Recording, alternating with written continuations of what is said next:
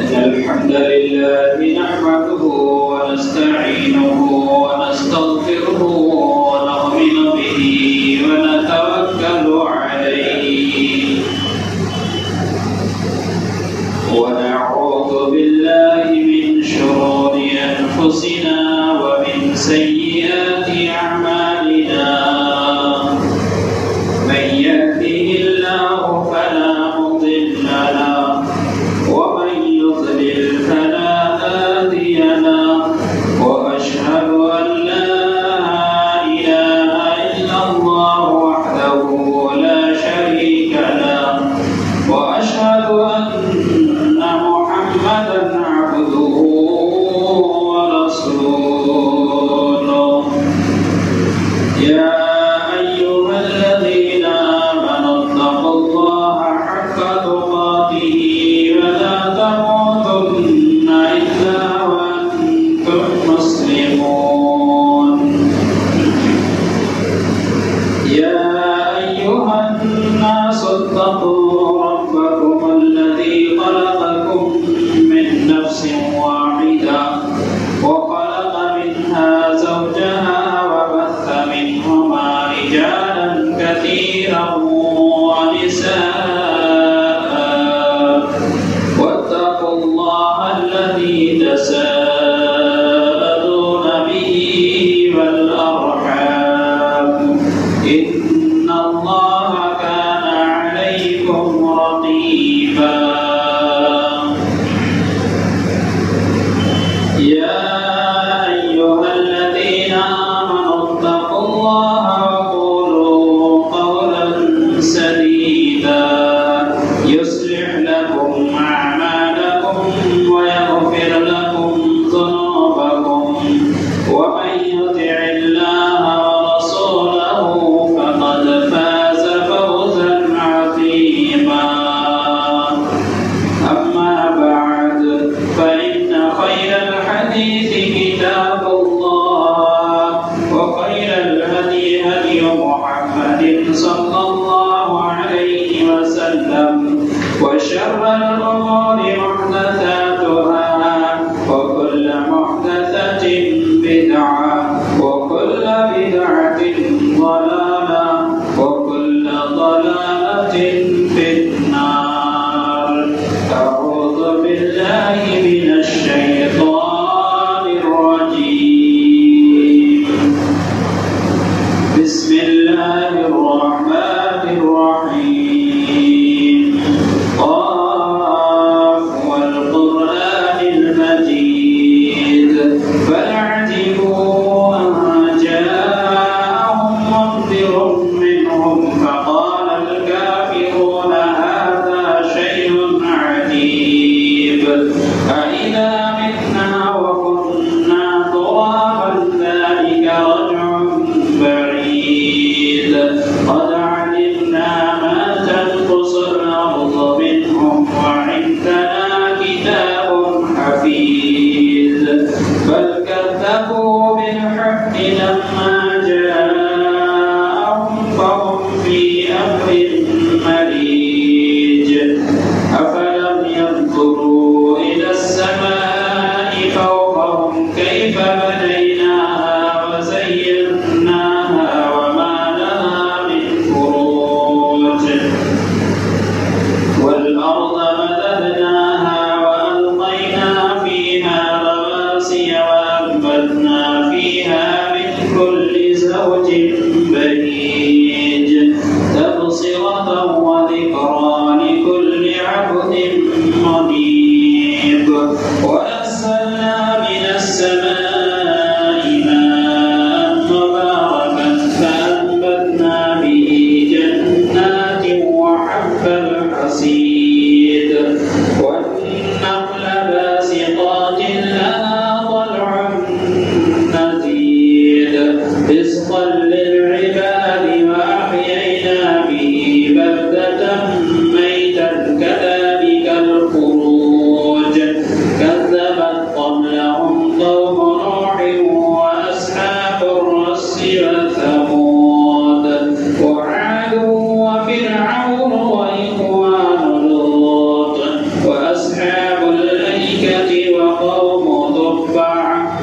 كل كذب الرسل فحق وعيد أفعينا بالخلق الأول بل هم في لبس من خلق جديد. وقال تعالى في موضع آخر يا أيها الذين آمنوا إذا قيل لكم تفسحوا في المجالس فافسحوا يفسح الله لكم وإذا قيل انشزوا فانشزوا يرفع الله الذين آمنوا منكم والذين أوتوا العلم درجات والله خبير بما تعملون. فقال النبي صلى الله عليه وسلم من سلك طريقا يلتمس فيه علما سهل الله له طريقا إلى الجنة. اللهم صل على محمد وعلى آل محمد كما صليت على إبراهيم وعلى آل إبراهيم إنك حميد مجيد. اللهم بارك على محمد وعلى آل محمد كما باركت على إبراهيم وعلى آل إبراهيم إنك حميد مجيد. رب اشرح لي صدري ويسر لي أمري واحلل عقدة من لساني يفقهوا قولي رب زدني علما.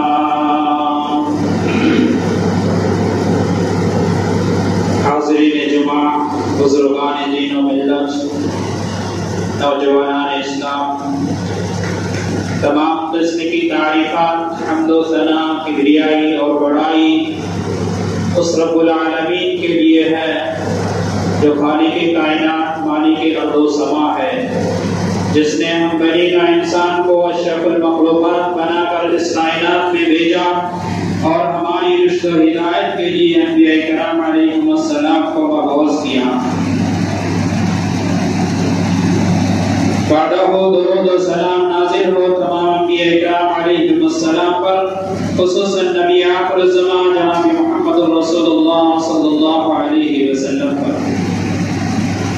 حضرات، ربیع الاول کا مہینہ شروع ہو چکا ہے، آج پہلی تاریخ ہے۔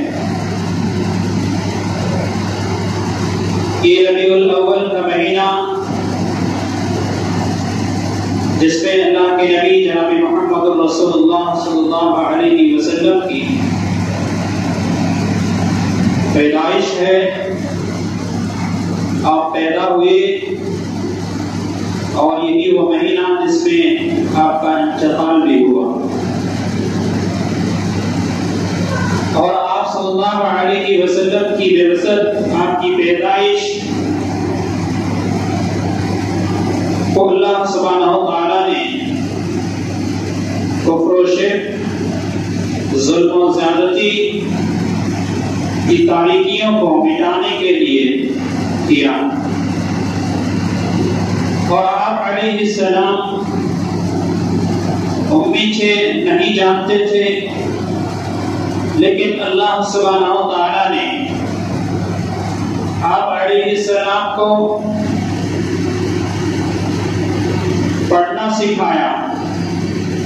قرآن مقدس کو نازل کیا، اور یہ قرآن مقدس جو اللہ سبحانہ و تعالیٰ کی آخری کتاب ہے آپ پر نازل ہوئی، اور آپ کو اللہ سبحانہ و تعالیٰ نے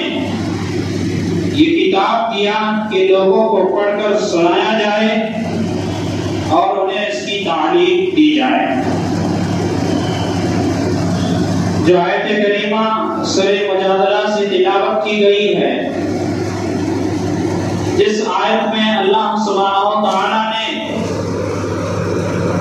دو طرح کے لوگوں کے درجات کو بلند کرنے کی بات فرمائی ہے۔ اللہ سبحانہ و تعالیٰ نے ارشاد فرمایا اہل ایمان کو خطاب کر کر، یا ایھا الذین آمنوا، اذا قیل لکم تفسحوا فی المجالس کہ اہل ایمان جب تمہیں مجلسوں میں خوشحالی پیدا کرنے کا حکم دیا جائے تو تم اس میں خوشحالی پیدا کرو، جگہ بناؤ کہ اللہ سبحانہ و تعالی ان لوگوں کے درجات کو بلند فرماتا ہے، الذین آمنوا منکم، جو تم میں سے ایمان لائے ہیں، جو لوگ ایمان والے ہیں اللہ سبحانہ و تعالی ان کے درجات کو بلند فرماتا ہے، والذین اوتوا العلم درجات، اور ان لوگوں کے درجات کو بلند فرماتا ہے جسے علم عطا کیا گیا ہے۔ موضوع سخن ہے علم کی اہمیت، اور آیت کریمہ میں اللہ سبحانہ و تعالی نے اہل علم کے درجات کو بلند فرمانے کی بات کی کہ جسے اللہ سبحانہ و تعالی نے علم عطا کیا ہے، جو اہل علم ہیں، جو کتاب و سنت کے جانکار ہیں، جن کے پاس ان چیزوں کی تعلیم ہے، ان کا درجہ اللہ سبحانہ و تعالی کے نزدیک بلند ہے، ان کا درجہ اللہ سبحانہ و تعالی بلند فرماتا ہے۔ اللہ سبحانہ و تعالی تمہارے اعمال کو جاننے والا، وہ جانتا ہے، باریک بھی ہے، وہ خبر رکھنے والا ہے، تمہارے ہر عمل کی خبر رکھتا ہے۔ علم کی اہمیت چھوٹا سا موضوع نہیں ہے، بہت بڑا موضوع ہے۔ قرآن کی چند آیات اور حدیث کی روشنی میں مختصراً آپ کو بیان کرنے کی کوشش کروں گا کہ یہ علم جس کے معنی جاننا، جانکاری حاصل کرنا، یہ علم کہ اللہ سبحانہ و تعالیٰ کی معرفت حاصل ہو جائے، اللہ کے رسول صلی اللہ علیہ وسلم کی نبوت اور رسالت کا علم ہو جائے، وہ یہ علم ہے۔ اس علم کے بارے میں اللہ سبحانہ و تعالیٰ نے اولاً قرآن مجید کی آیت نازل کی اور بیان فرما دیا کہ اللہ کے رسول صلی اللہ علیہ وسلم غار ثور میں تھے، اللہ کے رسول صلی اللہ علیہ وسلم حرا میں تھے کہ اللہ سبحانہ و تعالیٰ نے قرآن مجید نازل فرمائی۔ جبریل امین آ کر کے آپ صلی اللہ علیہ وسلم سے بیان کرتے ہیں کہ پڑھیے، اقرأ باسم ربک الذی خلق، خلق الانسان من علق، اقرأ وربک الاکرم الذی علم بالقلم، کہ اللہ سبحانہ و تعالیٰ کے نام سے پڑھیے۔ سورہ علق کے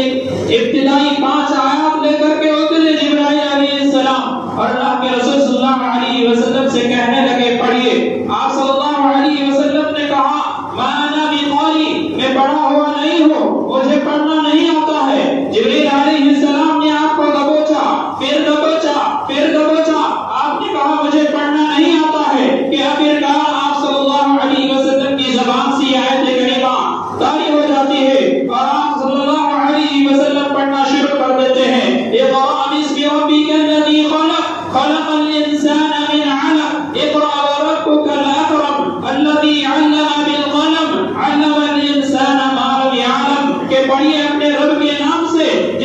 جس رب نے قرآن مجید اتارا ہے، جس رب نے انسان کو پیدا کیا ہے، جس رب نے قلم کے ذریعے سکھایا ہے، تعلیم دی ہے، اس رب کے نام سے پڑھنے کا حکم اللہ سبحانہ و تعالیٰ نے قرآن کی ابتدائی آیات میں کر دیا ہے کہ شروع میں جو قرآن کی آیت نازل ہوئی، انہی آیات میں اللہ سبحانہ و تعالیٰ نے بیان فرمایا علم الانسان ما لم يعلم، کہ انسان کو وہ ساری باتیں سکھلا دی، انسان کو وہ ساری چیزیں سکھلا دی جن کی انہیں ضرورت تھی، جسے انہیں جاننا تھا اور جس کی وہ جانکار بننا تھا، اللہ سبحانہ و تعالیٰ نے وہ تمام چیزیں انہیں سکھلا دی ہے۔ تو حضرت آدم علیہ السلام کو اللہ سبحانہ و تعالیٰ نے پیدا فرمایا اور علم کی بنیاد پر اس کے مقام اور مرتبے کو فرشتوں سے بلند کر دیا۔ اللہ سبحانہ و تعالیٰ نے فرشتوں سے کہا تھا آدم کی تخلیق کے بارے میں کہ سنو میں آدم کی تخلیق کرنے والا ہوں۔ فرشتوں نے کہا ایسے کو پیدا کرنے کی کیا ضرورت ہے، نحن نسبح، نحن نقدس بحمدک، کہ ہم آپ کی تسبیح بیان کرنے کے لیے ہیں، ہم آپ کی تقدیس بیان کرنے کے لیے ہیں، ہم آپ کی پاکی بیان کرنے کے لیے ہیں، ایسے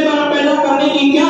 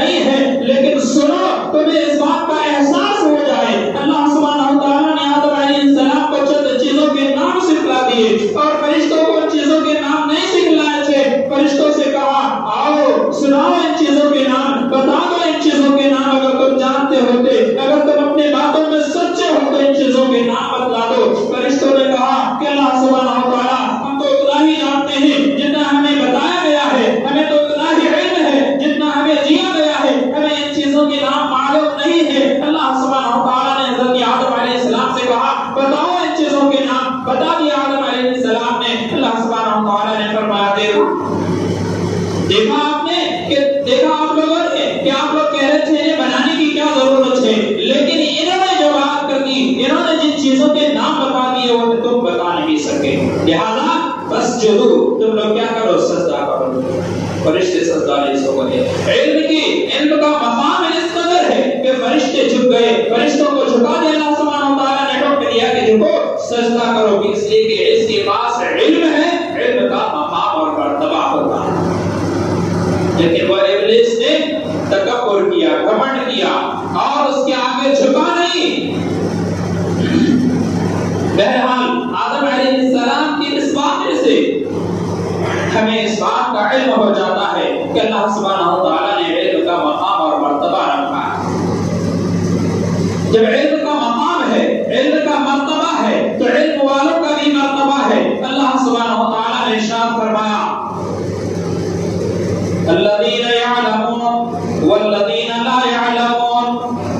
قل هل یستوی الذین یعلمون والذین لا یعلمون. کہہ دیجئے محمد صلی اللہ علیہ وسلم کہ وہ لوگ جو لوگ جانتے ہیں اور وہ جو نہیں جانتے ہیں کیا دونوں برابر ہو سکتے ہیں؟ یقیناً وہ برابر نہیں ہو سکتے. جاننے والے جس کے پاس علم ہے اور نہ جاننے والے جس کے پاس علم نہیں ہے, دونوں کبھی برابر نہیں ہو سکتے. جس طریقے سے جنتی اور جہنمی برابر نہیں ہو سکتے, جس طریقے سے آب اور پانی برابر نہیں ہو سکتے, اسی طریقے سے جاننے والے اہل علم اور نہ جاننے والے جاہل برابر نہیں ہو سکتے. دونوں کا مقام برابر نہیں ہو سکتا. اہل علم کا مقام اللہ سبحانہ و تعالیٰ نے بلند فرمایا ہے. اہل علم کے بارے میں اللہ سبحانہ و تعالیٰ نے بیان فرمایا انما یخشی اللہ من عبادہ العلماء. کہ سنو اللہ سبحانہ و تعالیٰ سے جو لوگ ڈرنے والے ہیں, جو لوگ اللہ سبحانہ و تعالیٰ سے زیادہ ڈرتے ہیں, اللہ کا خوف پاتے ہیں, وہ کون ہے؟ اللہ سبحانہ و تعالیٰ نے بیان فرمایا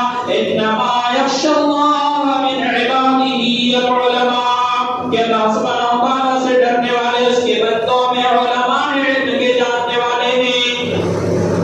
تو علم کے جاننے والے اللہ سبحانہ و تعالیٰ سے ڈرتے ہیں کیونکہ انہیں پتا ہوتا ہے اللہ سبحانہ و تعالیٰ کا خوف کس طریقے سے کیا جائے, اللہ کا ڈر کس طریقے سے کیا جائے, اللہ کا ڈر دلوں میں کس طریقے سے رکھا جائے. اللہ سبحانہ و تعالیٰ کن چیزوں کے کن اعمال کی وجہ سے عذاب دے گا, کن اعمال کی وجہ سے مصیبت میں مبتلا کر دے گا, کن چیزوں کی وجہ سے اللہ سبحانہ و تعالیٰ رزقوں کو چھین لے گا, کن چیزوں کی وجہ سے اللہ سبحانہ و تعالیٰ عذاب مسلط کر دے گا. ان تمام چیزوں کا علم اسے ہوتا ہے. کہاں جا کر کے اللہ سبحانہ و تعالیٰ کی مغفرت سے محروم ہو جائے گا, کہاں جا کر کے اللہ سبحانہ و تعالیٰ کی نظر کرم سے محروم ہو جائے گا. یہ تمام چیزیں علم والوں کے پاس ہوتا ہے. وہ ان چیزوں کو اچھی طریقے سے جانتے اور سمجھتے ہیں, اس لیے وہ ہر وقت اللہ سبحانہ و تعالیٰ سے ڈرتے ہیں. انما یخشی اللہ من عبادہ العلماء. کہ اللہ سبحانہ و تعالیٰ سے زیادہ ڈرنے والے اللہ کے بندے علماء ہیں, علم والے ہیں, علم جانکار ہیں, کتاب و سنت کے جاننے والے ہیں. اور کبھی جاننے والے اور نہ جاننے والے برابر بھی نہیں ہو سکتے. مقام و مرتبہ الگ الگ ہے. اللہ کے رسول صلی اللہ علیہ وسلم نے مقام بیان کر دیا کہ وہ لوگ جو عالم ہیں, علم والے ہیں, ان کی فضیلت ان لوگوں پر اس طریقے سے ہے جو نہیں جانتے ہیں, جس طریقے سے 14 رات کی چاند لیلۃ البدر کہا گیا ہے. اور بدر کہتے ہیں 14 رات کی چاند کو. جس طریقے سے 14 رات کے چاند کا مقام اور مرتبہ دیگر دوسری راتوں سے ہے, ستارے اور سیارے سے ہے, کہ 14 رات کی چاند چمک اور دمک میں بہت ہی تیز اور سندر اور خوبصورت ہے. تو اس طریقے سے دیگر دوسرے لوگوں سے, دیگر دوسرے اللہ سبحانہ و تعالیٰ کے بندے سے اہل علم کو اللہ سبحانہ و تعالیٰ نے یہ فوقیت بخشی. یہ اس کا مقام اور مرتبہ. علم کس قدر اہم اور ضروری ہے. اللہ کے رسول صلی اللہ علیہ وسلم نے بیان فرمایا طلب العلم فریضۃ علی کل مسلم. کہ علم کا حاصل کرنا ہر مسلمان پر فرض ہے. ہر مسلمان کے لیے لازمی اور ضروری ہے کہ وہ علم حاصل کرے. وہ ایسا علم حاصل کرے جس سے اسے اللہ مل جائے. وہ ایسا علم حاصل کرے جس سے وہ اپنے رب کو پہچان لے. وہ ایسا علم حاصل کرے جس سے اسے جنت اور جہنم کی تفریق بتا دے. وہ ایسا علم حاصل کر لے جس پر وہ عمل کر کر قیامت کے دن کامیاب ہو جائے. ایسا علم حاصل کرنا ہر مسلمان کے لیے لازمی اور ضروری ہے. طلب العلم فریضۃ علی کل مسلم. ہر مسلمان پر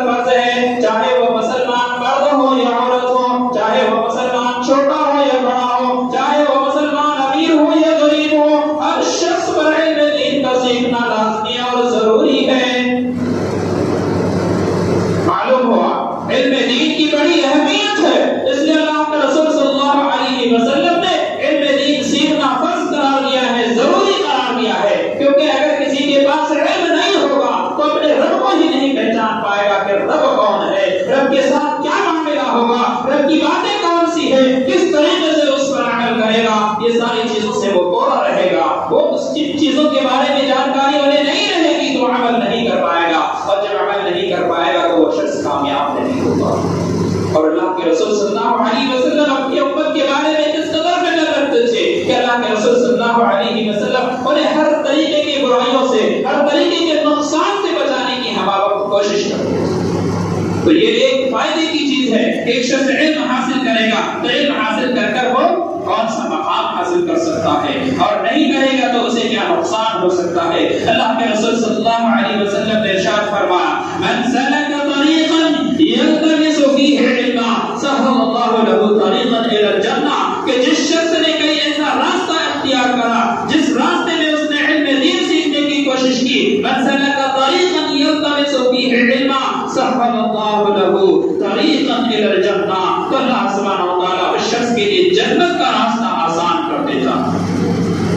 اللہ کے رسول صلی اللہ علیہ وسلم نے ارشاد فرمایا جو شخص علم دین سیکھنے کے لیے نکلتا ہے تو جب تک وہ اس میں ہوتا ہے، جنت کے کونے میں ہوتا ہے، جنت میں وہ ہوتا ہے۔ اللہ کے رسول صلی اللہ علیہ وسلم نے علم دین کے بارے میں، ان کی فضیلت اور اہمیت کے بارے میں آپ صلی اللہ علیہ وسلم کا عمل بھی ہے کہ اللہ کے رسول صلی اللہ علیہ وسلم مسجد نبوی میں داخل ہوتے ہیں کہ اس مسجد میں دو گروپ ہوتی ہے، دو جماعت ہوتی ہے، ایک جماعت تسبیح تحلیل تلاوت وغیرہ میں مشغول و مصروف ہے، یہ بھی نیک عمل ہے، تسبیح کرنا، سبحان اللہ، الحمدللہ، لا الہ الا اللہ پڑھنا بڑی نیکی ہے، قرآن مجید کی تلاوت کرنا یہ بھی بڑی نیکی ہے۔ اور ایک مجلس ہے جس میں اللہ کے رسول صلی اللہ علیہ وسلم نے دیکھا کہ وہاں لوگ ایک دوسرے کو سکھا رہے ہیں، سیکھ رہے ہیں اور سکھا رہے ہیں، تو اللہ کے رسول صلی اللہ علیہ وسلم نے کہا کہ یہ لوگ جو قرآن کی تلاوت کر رہے ہیں، ذکر و اذکار میں ہیں، تسبیح تحلیل میں ہیں، بہتر ہے، اچھا ہے، اور وہ جو سیکھ رہے ہیں اور سکھا رہے ہیں وہ بھی بہتر ہے۔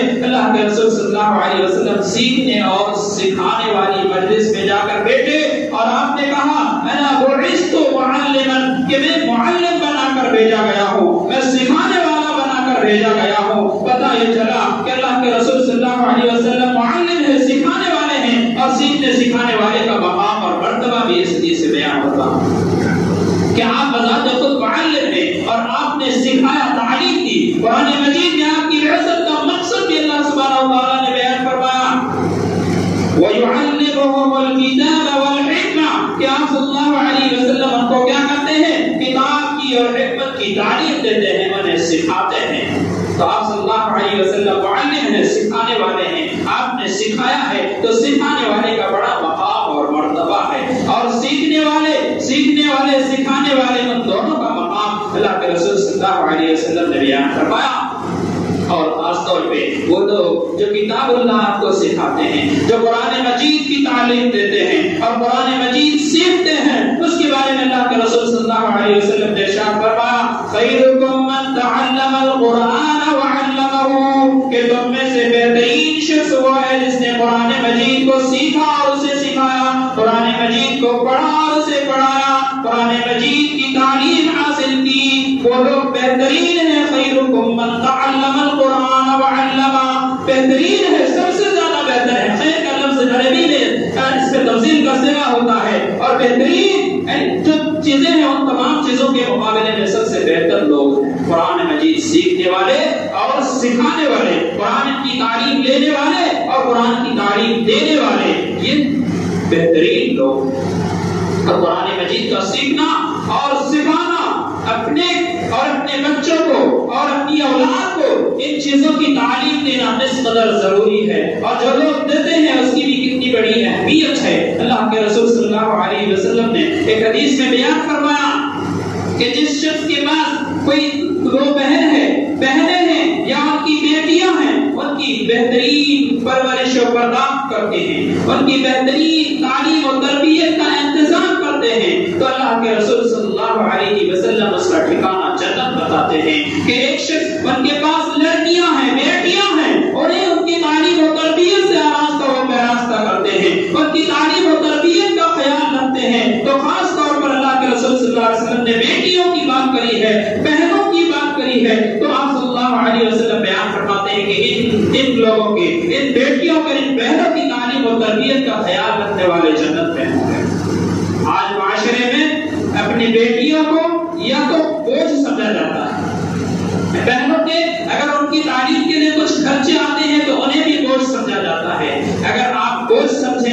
اور بوجھ سمجھ کر کے ان چیزوں سے اپنے آپ کو دور کر لیں گے تو اللہ کے رسول صلی اللہ علیہ وسلم کی جو بشارت ہے، جو خوشخبری ہے جنت کی، اس سے آپ دور ہو جائیں گے۔ یقین جانیے جو لوگ اپنے بھائی کی یا اپنے بہن کی، بیٹے کی، اپنے اولاد کی پڑھائی کی، تعلیم کی خرچہ اٹھاتے ہیں، ان کی بھی بڑی فضیلت ہے، ان کا بھی بڑا مقام ہے کہ ایک شخص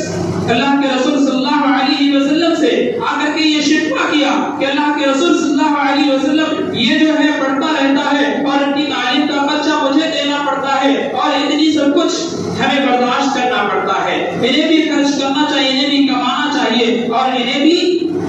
پیسے اکٹھے کر کر اپنا کام کرنا چاہیے۔ وہ شخص اللہ کے رسول صلی اللہ علیہ وسلم سے بیان کرتے ہیں کہ تمہارے پاس جو خرچہ اب تک آ رہا تھا، تمہارے پاس جو پیسے آ رہے تھے، وہ کس بنیاد پر آ رہے تھے؟ اس بنیاد پر آ رہے تھے کہ تم خلوص سے ان کے اوپر خرچ کر رہے تھے، ان کی تعلیم میں تم ہاتھ بٹا رہے تھے، ان کا ساتھ دے رہے تھے۔ جس بنیاد پر تمہارے پاس پیسے آتے تھے، تمہیں کام ملتا تھا اور تمہارے پاس آمدنی آتی تھی، تمہیں رزق ملتا تھا۔ اب جب تمہارا دل خراب ہوا، اب جب تمہاری نیت خراب ہو رہی ہے تو مان لو کہ اس کی برکت جو تمہارے ساتھ تھی وہ برکت ختم ہو جائے۔ کیا پتا چلا کہ اگر ہم کسی کی تعلیم کے لیے کچھ خرچہ اٹھا رہے ہیں، چاہے وہ بھائی ہے یا بہن ہے، تو اس کا بھی فائدہ ہمیں ملتا ہے۔ اس کی تعلیم کا خرچہ اٹھانے کی وجہ سے ہو سکتا ہے میرے رزق میں برکت آ رہی ہے، میری کمائی میں برکت آ رہی ہے، ہو سکتا ہے اس کی وجہ سے، اس کی برکت کی وجہ سے اللہ سبحانہ و تعالیٰ ہمیں روزگار دیتا ہے۔ کہیں ایسا نہ ہو کہ ہمارا دل خراب ہو جائے، ہماری نیت خراب ہو جائے اور وہ برکت جو ہمارے پاس آ رہی تھی وہ ختم کر دی جائے، اٹھا لی جائے۔ اس لیے ان چیزوں کا بھی خیال رکھنا ہے، خود سیکھنا ہے، بچوں کو سکھانا، اپنی اولاد کو سکھانا، بیٹیوں کو سکھانا، بہنوں کو سکھانا، ان کی تعلیم و تربیت کا انتظام کرنا ہے کہ یہ ساری چیزیں ہماری لیے ذمہ داری ہے، کیونکہ ہم مسلمان ہیں اور مسلمانوں کے لیے علم حاصل کرنا لازمی اور ضروری ہے۔ اللہ سبحانہ و تعالیٰ سے دعا کو ہے کہ اللہ سبحانہ و تعالیٰ سب کو کہنے سے زیادہ عمل کی توفیق عطا فرما۔ آمین۔ اقول قولی ھذا استغفر اللہ لی ولکم ولسائر المسلمین۔